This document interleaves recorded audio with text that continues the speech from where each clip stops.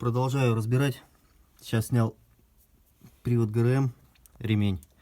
То есть все в масле. Ремни однозначно менять. Ролики.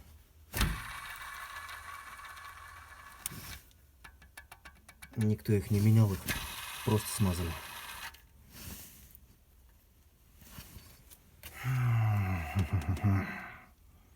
Ну что ж, так что вам решать, конечно, вам, но рекомендую полную замену роликов, ремней, натяжителей.